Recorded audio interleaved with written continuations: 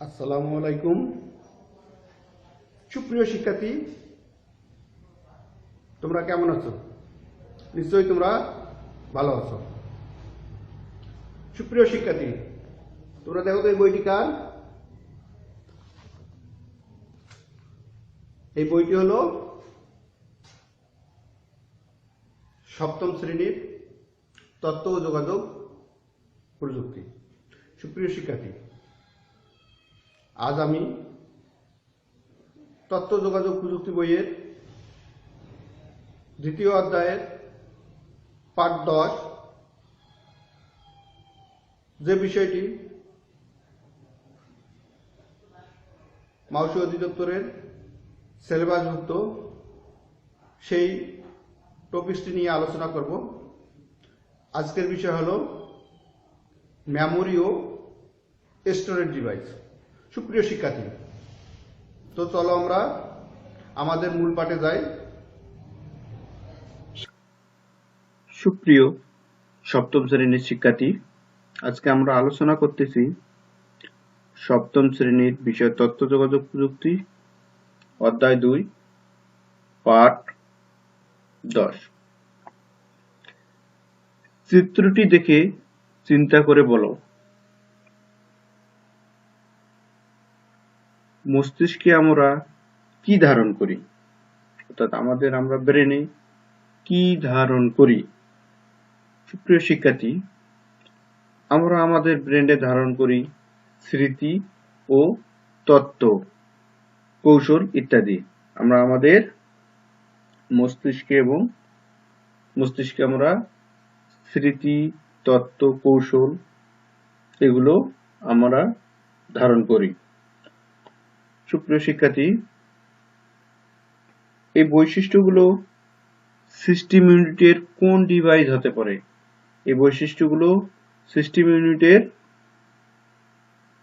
Memory ও storage device হতে পারে। Memory ও storage device হতে পারে। সুপ্রিয় শিক্ষার্থী, ধরো আজকের পাঠ মেমোরি ও স্টোরেজ ডিভাইস।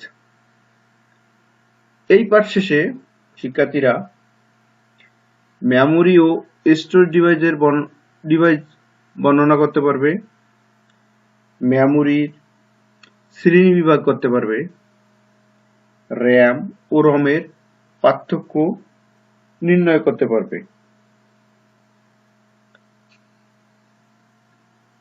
মেমোরি ও স্টোরেজ ডিভাইস। তো মেমোরি কি? মেমোরি হলো তথ্য সংরক্ষণের জন্য নির্ধারিত স্থানকে মেমোরি ও স্টোরেজ ডিভাইস বলা হয়। অর্থাৎ মেমোরি হলো কম্পিউটারের তথ্য সংরক্ষণের স্টোরেজ ডিভাইস, তথ্য জমা রাখার একটা স্থান, অর্থাৎ ব্রেইন অফ কম্পিউটার। মেমোরিকে আমরা প্রধানত দুই ভাগে ভাগ করতে পারি। সুপ্রিয় শিক্ষার্থীরা, আমরা ক্লাস 6-এ অর্থাৎ ষষ্ঠ শ্রেণীতে আমরা মেমোরি সম্বন্ধে জেনেছি। আমরা সপ্তম শ্রেণীতে মেমোরি সম্বন্ধে আরো বিস্তারিত জানবো। তাহলে মেমোরিকে কয় ভাগে ভাগ করা যায়? মেমোরিকে প্রধানত দুই ভাগে ভাগ করা হয়। একটা হলো প্রধান মেমোরি আর একটা হলো সহায়ক মেমোরি। একটা হলো প্রধান মেমোরি আর একটা হলো সহায়ক মেমোরি। সুপ্রিয় শিক্ষার্থী, সাধারণত প্রধান মেমোরি দুই ধরনের। প্রধান মেমোরি দুই ধরনের। একটা হলো র্যাম অর্থাৎ র্যান্ডম অ্যাক্সেস মেমোরি আর একটা হলো রম, রিড অনলি মেমোরি। প্রধান মেমোরির ক্ষমতা আবার দুই ভাগে প্রকাশ করা যায়। একটি হচ্ছে গতি বা হাজ, HZ, আরেকটি হচ্ছে অন্যটি হলো ধারণ ক্ষমতা বা যা বাইট। অন্যটি হলো ধারণ ক্ষমতা যা বাইট। সুপ্রিয় শিক্ষার্থী, অর্থাৎ মেমোরিগুলোকে ধারণ ক্ষমতা bit, byte, kilobyte, megabyte, gigabyte ও টেরাবাইটে তুলনা করা হয়। 8 বিট সমান সমান 1 বাইট, 1024 বাইট সমান সমান 1 কিলোবাইট, 1024 ইন্টু 1024 বাইট সমান সমান 1 মেগাবাইট, 1024 ইন্টু 1024 ইন্টু 1024 বাইট সমান সমান 1 gigabyte, 1024 into 1024 into 1024 into 1024 byte সমান সমান হচ্ছে 1 টেরাবাইট। সুপ্রিয় শিক্ষার্থী, তো আমাদের মেমোরি স্টোরেজ ডিভাইসগুলো আমরা bit, byte, kilobyte, megabyte, gigabyte এবং টেরাবাইটে পেয়ে থাকি। সুপ্রিয় শিক্ষার্থী, 1 বাইট সমান 8 বিট, 8 বিট, 1024 বাইট যেহেতু 1000 এর কাছাকাছি, সেজন্য একে 1 কিলোবাইট বলা হয়। সুপ্রিয় শিক্ষার্থী বন্ধুরা, র্যাম অর্থাৎ র্যান্ডম অ্যাক্সেস মেমোরি। র্যাম মাদারবোর্ডের সাথে র্যাম সংযুক্ত থাকে। র্যামের তথ্য থাকা না থাকা বিদ্যুৎ প্রবাহের উপর নির্ভরশীল। বিদ্যুৎ প্রবাহ বন্ধ করে দিলে এর সমস্ত তথ্য মুছে যায়। অর্থাৎ কম্পিউটার চালু করলে র্যামের প্রয়োজনীয় তথ্য সংরক্ষণ করতে থাকে, আবার কম্পিউটার বন্ধ করে দিলে র্যামের তথ্য শূন্য হয়ে যায়। তাই একে অস্থায়ী মেমোরি বলা হয়।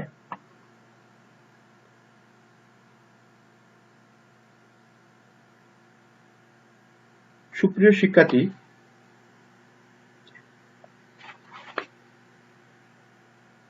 সেজন্য এখনকার কম্পিউটারগুলোর জন্য কমপক্ষে 2 গিগাবাইট ও তার চেয়ে বেশি মেমোরি দরকার হয়।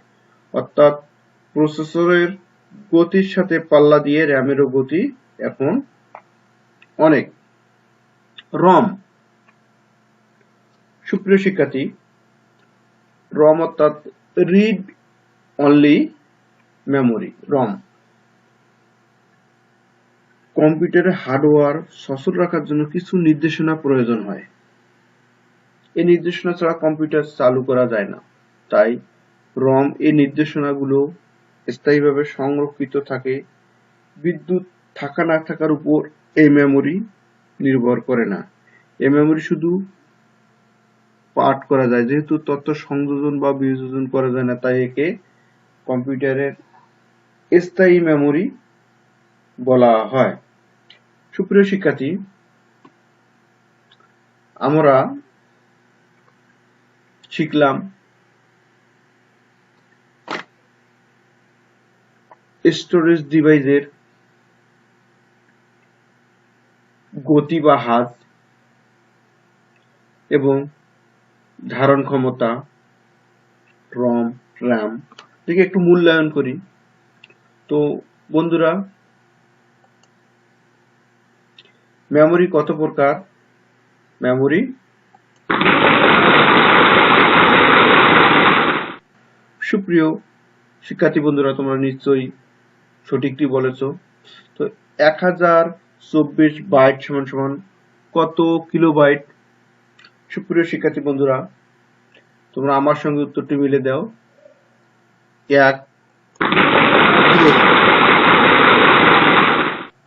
সুপ্রিয় শিক্ষার্থী বন্ধুরা, র্যামের পূর্ণরূপ কি? র্যামের পূর্ণরূপ র্যান্ডম অ্যাক্সেস মেমোরি। সুপ্রিয় শিক্ষার্থী বন্ধুরা, একটু চেষ্টা করো, দেখো র্যামের পূর্ণরূপ সঠিক কোনটি হবে। সুপ্রিয় শিক্ষার্থী বন্ধুরা, অ্যাক্সেস মেমোরি। এখন 4 নম্বর প্রশ্ন, এখন র্যামের সমস্ত মেমোরি অর্থাৎ তথ্য মুছে যায়। কখন র্যামের সমস্ত মেমোরি ও তথ্য মুছে যায়?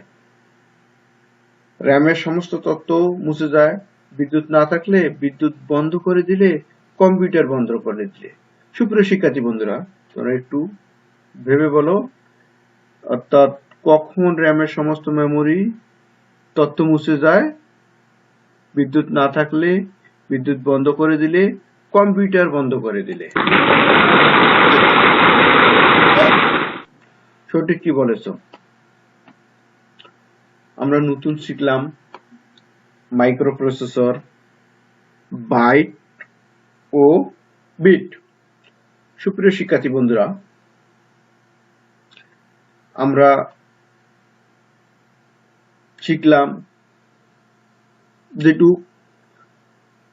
সেই সঙ্গে তোমরা আরো বিস্তারিত